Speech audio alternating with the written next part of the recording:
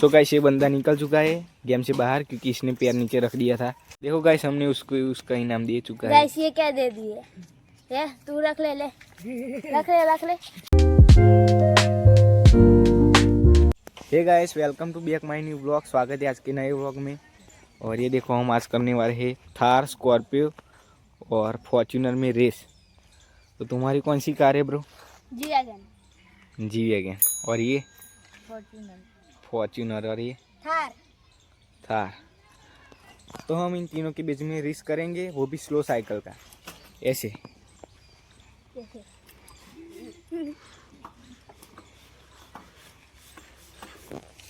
जो भी जीतेगा उसको हम हमारी तरफ से 10,000 रुपये देंगे। तो चलो हम स्टार्ट करते हैं। जो वहाँ से यहाँ तक आएगा लास्ट में वही जीतेगा। सो गाइस जो वहाँ से सबसे लास्ट में यहाँ पर आएगा उसको हम 10,000 रुपये इनाम में देंगे, जो जीतेगा।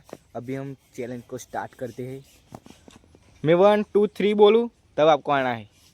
1 2 3 स्टार्ट।